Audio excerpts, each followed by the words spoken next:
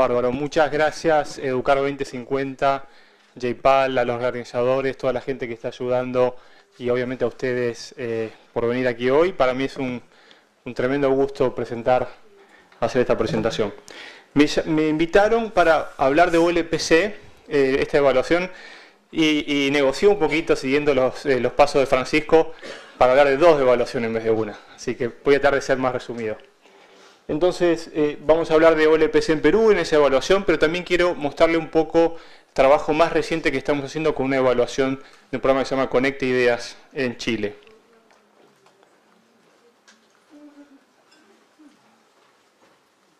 Como siempre pasa, ¿no? En estos eventos de tecnología siempre hay problemas tecnológicos. Es simplemente un ritual que uno tiene que hacer. Sí. Dale, bárbaro.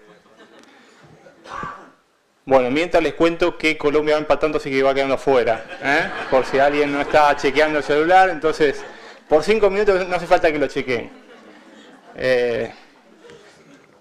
Así que bueno, el otro grupo no sé cómo va. Juego a la tarde, así que sí.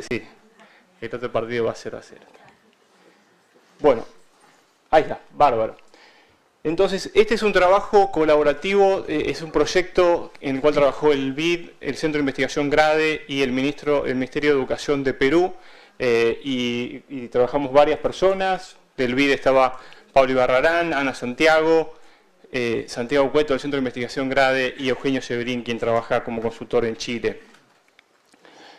Y el contexto de la evaluación fue un problema de base en Perú, igual que en Argentina y muchos otros contextos de la región, donde tenemos niveles bajos de aprendizaje y muy desiguales.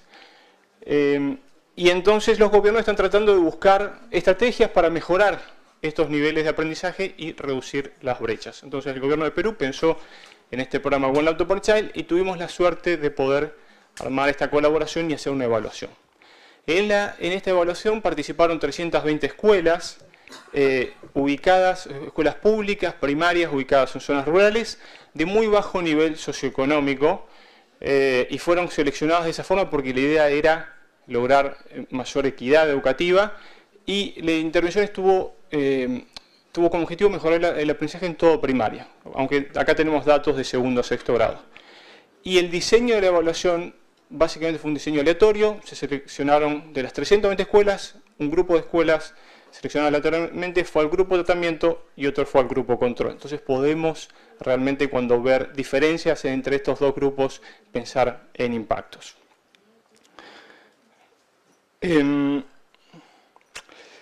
Esta es un mapa que muestra cómo se diseminó el programa One Laptop per Child. Fue lanzado hace más o menos 10 años con el objetivo de mejorar el aprendizaje en las zonas más pobres del mundo y rápidamente se esparció fuerte. Llegó a más de 40 países, más de 2,5 millones de laptops fueron distribuidas, y en particular donde entró muy fuerte fue en América Latina, en particular en Perú y en Uruguay. En Perú solamente se distribuyeron cerca de 900.000 laptops, una gran inversión que se ha hecho. En el caso de Perú, y hay distintas modalidades de estos programas, se entregó una laptop para cada niño y también una laptop para cada docente. No se dio mucha guía respecto a cómo usar la tecnología porque había una idea atrás de que había que dar independencia, había que dar libertad, que los niños encontraran sus usos más relevantes, más interesantes. Y el software que se entregó tampoco estaba directamente alineado al currículum. Sí fue seleccionado las aplicaciones que había 40 aplicaciones por el Ministerio de Educación, pero no había una guía clara respecto a cómo se alineaban con los objetivos del currículo. Y esta intervención fue implementada por el Ministerio de Educación de Perú en los años 2009 y 2010. Y acá vamos a presentar efectos luego de 15 meses. El primer punto lo que vemos es que realmente hubo un efecto muy importante en términos de incremento de acceso y uso. Yo voy a mostrar unas cuantas tablas porque es un poco mi sesgo de profesión, pero no hace falta que yo les voy a ir contando un poco las conclusiones más importantes. Entonces, el programa generó un incremento muy fuerte en el acceso a computadoras, tanto en la escuela como en el hogar, y vemos que en el grupo de tratamiento que tenía que recibir el programa, prácticamente todas las escuelas dicen que tienen computadoras, en el grupo de control solamente el 55%, y la diferencia en términos del ratio de computadoras por estudiante es, este ratio es solamente 0.10, bajito en el grupo de control, y es 1,1, casi 1,2 en el grupo de tratamiento. Entonces generó un incremento muy importante en el acceso a computadoras, más teniendo en cuenta el contexto, ¿no? Que es un contexto con bajo acceso. Y en términos de uso, este incremento muy fuerte del acceso generó un incremento de uso muy fuerte tanto en la escuela como en el hogar. Lo interesante de este tipo de intervenciones es que uno puede ir, y nosotros fuimos a levantar una encuesta, y también uno puede sacar información de las mismas computadoras. Sacamos los logs, los registros de las computadoras, y eso te permite de cierta forma abrir la caja negra que muchas veces hay en la educación, que uno hace intervenciones y no sabe después lo que pasó. Pero gracias a tener estos registros pudimos ver que cuando fuimos a levantar la encuesta, en las computadoras que se habían entregado, el 50% de las computadoras se habían usado 4 o más veces la semana anterior y solamente un 15% de las computadoras no se habían usado la semana anterior. Entonces esto nos dice que las computadoras fueron usadas, lo primero que queremos saber. Segundo, en cuanto a cómo se usaron las computadoras, lo que vemos es que el uso está muy concentrado en aplicaciones estándar, como si fuera un procesador de texto, en algunos juegos, como por ejemplo el Tetris, y en aplicaciones para escuchar y crear música, pero muy poquito en términos de programación. Y esto fue una de las apuestas de este programa. La idea era que los chicos aprendieran a programar, que dedicaran tiempo a eso. Solamente el 5% del uso sí lo llevaron a aplicaciones que tienen que ver con programación. En términos de efectos en comportamiento y actitud, acá es importante tener en cuenta cuáles eran las hipótesis de movida en ese momento. Entonces lo que se pensaba era que cuando las computadoras llegaran a las escuelas, especialmente en estos contextos de muy bajo acceso a tecnología, iba a generar incrementos en matrícula, incrementar la asistencia, iba a generar toda una serie de efectos positivos, ¿no es cierto? Que en la práctica, cuando fuimos, hicimos la evaluación rigurosa, esos efectos no aparecieron, no hubo mejoras en matrícula, la asistencia quizás se incrementó un poquito, los chicos no es que estudiaban más en la casa o leían más, no, esos efectos no estaban. Y también se pensaba que podía haber efectos positivos en actitudes, en la motivación intrínseca para estudiar, en el autoconcepto de los estudiantes, tampoco encontramos eso y de hecho si hay algo es quizás un efecto negativo pequeño. En términos de acá el resultado clave es cómo impactaba esto en aprendizaje. Y estos son efectos medidos en desvíos de estándar y gracias por la presentación anterior que habló un poquito de cómo leer esto, ¿no? Básicamente no hubo efectos significativos ni en matemática ni en lenguaje y los efectos en términos numéricos son muy pequeños. Quizás un efecto positivo en matemática pero negativo en lenguaje. Prácticamente no hubo efectos en aprendizaje académico. Sí hubo algunos efectos positivos, significativos en algunas dimensiones, no en otras, en las habilidades que se miden con test de inteligencia. Y esto es consistente con literatura que muestra que la interacción con tecnología tiende a generar estos efectos positivos en algunos en test de inteligencia. Pero fueron efectos modestos, pequeños. Entonces, si uno tendría que resumir, ¿no es cierto?, toda esta investigación, todo este esfuerzo que se hizo, uno podría resumirlo en One Laptop per Child, una gran inversión con muy pequeños efectos. ¿Y por qué? ¿Por qué esos pequeños efectos? Y en particular, el tema pasa por las dificultades, digamos, de los programas centrados en implementar el acceso, y como mostraban en la revisión de la literatura, y la necesidad de guiar el uso de la tecnología. La necesidad de no solamente entregar equipos, sino guiar cómo se usa, porque es muy difícil hacerlo. Si pensamos en cuando entraron las computadoras a la sociedad en los años 70 y donde entraron fuerte, ¿en qué sectores económicos entraron fuerte? Entraron fuerte en los bancos, en las aerolíneas, y generaron mejoras de productividad muy importantes. Pero en esos sectores no fue que simplemente fueron y entregaron computadoras y dijeron, bueno, a ver ahora qué pasa a los empleados, ¿no? O sea, entregaron computadoras, pero se fijaron de qué sistemas tenía que ver, rediseñaron los procesos, capacitaron, guiaron el uso de la tecnología. Y entonces, como eso pasó en los sectores, lo mismo deberíamos pensar que uno debería hacer en la educación. Hay que guiar el uso. Y eso nos lleva a esta segunda evaluación que les quiero contar, que es más reciente, de este programa que se llama Conecta Ideas en Chile, y esto es una colaboración entre el BID, la Universidad de Chile, y con financiamiento del IDRC, International Development Research Center, del Gobierno de Canadá. Y este es un trabajo con Roberto Araya, de la Universidad de Chile, Elena Arias Ortiz, del BID, y Nicolás Botán, de la Universidad de Cornell. Trabajamos juntos en este paper. Entonces, ¿cuál fue el contexto? En Chile, los niveles de aprendizaje promedio están por arriba de toda la región de América Latina, aunque sin embargo, si uno habla con un chileno, ellos dicen que la educación es un desastre. Pero quizás porque se están comparando con la OECD y entonces están abajo y quieren llegar ahí, y creo que me parece muy bien. Pero en general, digamos, si uno compara con América Latina o con países de similar nivel de desarrollo, están bien. Pero hay grandes brechas de aprendizaje. Hay ciertos sectores de la sociedad donde los niveles de aprendizaje son muy bajos, como ocurre en Argentina y en otros países. Entonces, ese fue el contexto y el problema que queríamos tratar de abordar, de cómo mejorar los aprendizajes en ciertas áreas más desfavorecidas. Y en esta evaluación, la muestra son 24 escuelas públicas primarias en Santiago de Chile, y de nuevo son escuelas de muy bajo nivel socioeconómico, están ubicadas en comunas, en barrios de bajos ingresos, y esta evaluación está enfocada en cuarto grado. En este caso, en vez de asignar una escuela a tratamiento y una control, asignamos dentro de cada escuela una sección de cuarto grado al grupo de tratamiento y una sección al grupo de control. Déjenme pasarles rápido esto. Entonces, ¿de qué se trata este programa? Conecta Ideas. Bueno, está enfocado en mejorar el aprendizaje en matemática por medio de hacer 2 sesiones semanales de 90 minutos cada uno en un laboratorio de computación.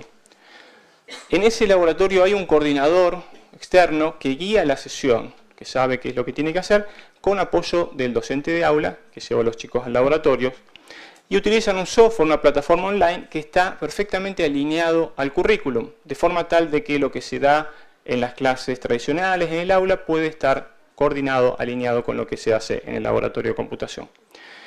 Y esta intervención fue diseñada por Roberto Araya y su equipo en la Universidad de Chile, e implementado también por ellos. Y vamos a mostrar los efectos luego de 9 meses. Este televisor se acaba de apagar, si pueden. Este de acá. Bueno, entonces, algo muy interesante de este programa es que, de cierta forma, está tratando de usar las típicas ventajas comparativas que nos permite la tecnología y que Vincent nos contaba hace un ratito, ¿no? Por un lado, uno esperaría que, muchas gracias, que la motivación mejore con el uso de tecnología, porque a los chicos les gusta mucho y uno lo ve todos los días, ¿no? Cómo les gusta usar la tecnología. También se puede hacer una presentación más atractiva de los ejercicios, eso puede mejorar la motivación también. Se puede dar retroalimentación inmediata, que eso es algo clave para el aprendizaje. En el aprendizaje algo clave, se sabe hace mucho tiempo, que si uno se equivoca rápidamente necesita ese feedback, esa retroalimentación, y con la tecnología uno lo puede hacer. Y por último, la tecnología permite hacer una supervisión inteligente del proceso de aprendizaje. Entonces acá en esta foto vemos a una maestra que está con una tablet que está mirando ahí, justamente tiene información acerca de cuántos ejercicios hizo cada estudiante y qué porcentaje de los ejercicios estaban correctos. Y de hecho yo cuando fui a Chile a ver el programa en acción, lo que ellos hacían es proyectaban en la pizarra, en el pizarrón, una tabla donde decía el nombre de cada estudiante y cuántos ejercicios había hecho, qué porcentaje de los ejercicios estaban bien. Entonces, uno imagínese, ese maestro que estaba caminando por la aula, mira el pizarrón o mira la tableta, sabe perfectamente qué chicos se están quedando atrás y qué porcentaje de ejercicios están haciendo bien, y puede ir y ayudarlos, primero, o sea, en el aula. Los directores pueden tener reportes semanales, etcétera. Los padres pueden tener reportes.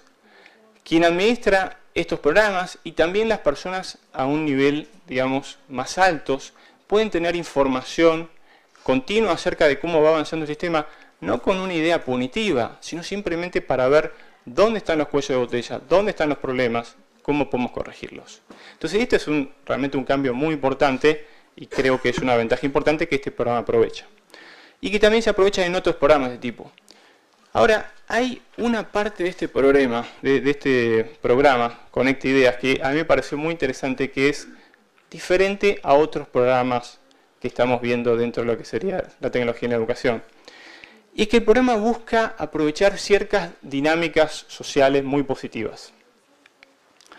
Entonces, una de las características, una de las actividades que hace es que cuando, digamos, en los programas típicos de TEC, uno dice, bueno, personaliza la educación porque de esa forma cada uno aprende a su nivel y pueden ir avanzando. En este caso, Roberto Araya tenía otra idea, más quizás centrada en cómo se hace la educación en Japón, en Corea, que tratan de que todos avancen juntos.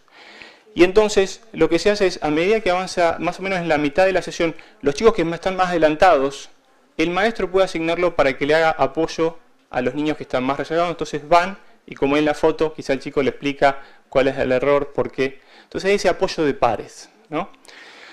Esa tutoría de pares. Y también hay una revisión de pares. En las sesiones, en un momento dado, se le hace una pregunta abierta a todos los estudiantes acerca de cómo aplicar un concepto a la vida práctica, y eso hace una respuesta, y después esa respuesta se le asigna a otro estudiante, quien tiene que opinar si está de acuerdo o no está de acuerdo, o por qué. Entonces hay esa revisión de pares. Y por último, y creo que el mecanismo más potente de aprovechar las dinámicas sociales es el hecho de que cada 2 meses hay una competencia de matemática en el cual esta sección de la escuela compite contra otra sección en otra escuela para hacer ver quién hace mejor los ejercicios de matemática. Entonces los chicos ahora ya no es que tienen una motivación de acá en 15 años la matemática me sirve porque voy a poder estudiar ingeniería y me puede ir bien. No, le tenemos que ganar a la escuela de acá del barrio, de acá al lado, vamos, hay que ponerse. Y eso también hace como una transformación. Ahora ya el maestro no es un tirano, no es alguien que me está molestando, sino es alguien que me está ayudando. Es mi coach, él me está ayudando, somos un equipo, ahora tenemos que ir para adelante. ¿No? Entonces cambia una serie de dinámicas sociales y creo que es interesante porque es un poco diferente a otros programas. Entonces medimos los efectos, en lenguaje no encontramos prácticamente ningún efecto, y en matemática encontramos un efectos significativos y positivos. Ahora, aplicamos un examen interno que básicamente contratamos a la Universidad Católica de Chile, MIDEUC, para aplicar unos exámenes, el examen de línea media, línea final, y nos dio un efecto de 0.12 desvíos de estándar. Lo cual es bastante razonable si uno piensa que un chico más o menos avance en un año 0.4 desvíos de estándar. Eso es como un tren. Esto quiere decir que el grupo de tratamiento mejoró un 30% más en matemática que el grupo de control. Pero la verdad que Roberto Araya estaba un poco decepcionado.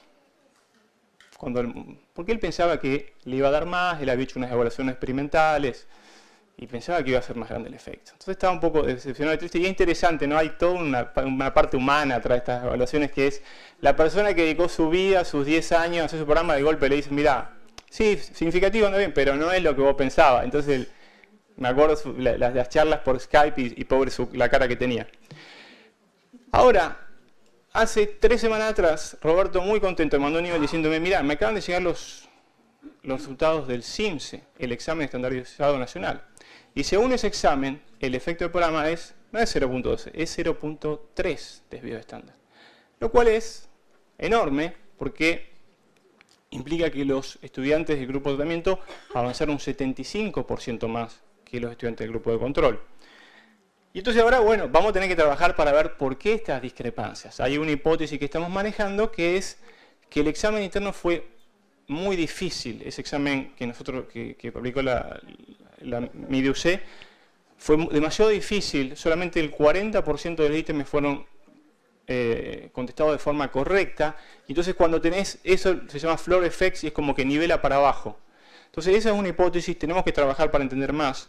Pero claramente que, digamos, si yo tuviera que jugar por alguno de los 2 exámenes, prefiero el examen externo estandarizado, porque típicamente es mucho más fácil generar mejoras en un test que uno diseñó, que está bien alineado a la intervención, y muy difícil generar mejoras grandes en test estandarizados. Entonces esto es súper interesante. ¿Cuáles son las implicancias de política? Bueno, de Conecta Ideas, que parece que genera un gran efecto en el aprendizaje, vamos a tener que ver 0.12, 0.3, probablemente quizás está más en el medio, por ahí más cerca del 0.3, lo tendremos que analizar. Pero más habla un poco de la alta efectividad de programas que guían el uso, ¿no es cierto? La clave es guiar el uso, es pensar bien en el contexto, pensar bien, diseñar bien y guiar el uso. Y por último, sí, a mí es algo que un poco aprendí, ¿no?, con toda esta experiencia, el potencial de aprovechar las dinámicas sociales, ¿no? Y esto me hizo acordar un poquito al año pasado, el 22 de julio del 2017, salió en The Economist, esta fue la tapa de The Economist, el dibujo que ellos mostraron. Y el título era The Future of Learning. Y de hecho hablaban del paper muy lindo de Alejandro Lanimian, es bárbaro, se los recomiendo que lo lean. Y entonces ellos ponen The Future of Learning, ponen esta imagen. Es como que esta es la imagen es dos chicos, cada uno estudia por su lado, con sus laptops. El contenido está perfectamente personalizado al nivel de cada estudiante, pero después de esta experiencia con Conecta Ideas y ver todo eso, y tampoco un poco de vivir el mundial, ¿no es cierto?, de toda la parte socioemocional, cómo juega un rol muy importante.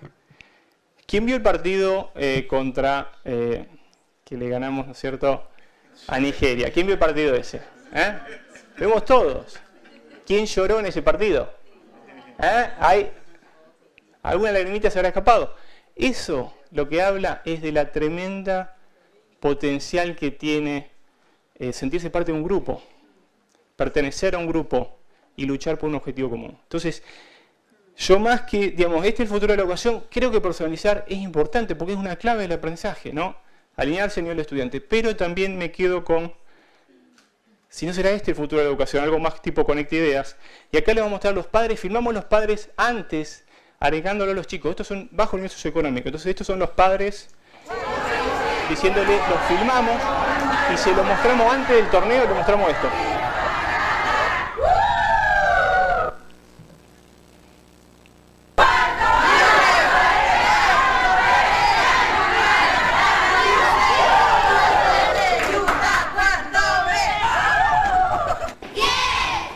Acá está empezando el torneo.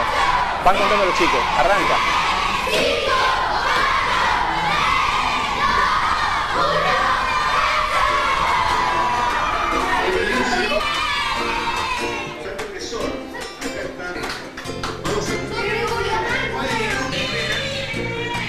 Después pueden subir en el rango. Como el lado dijo que está consiguiendo un menos tampoco.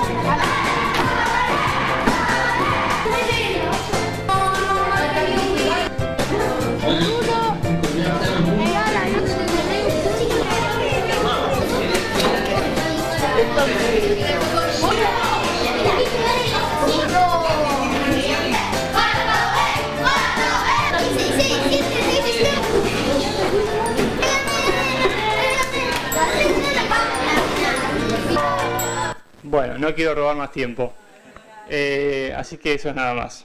Pero bueno, atento a las preguntas después. Gracias.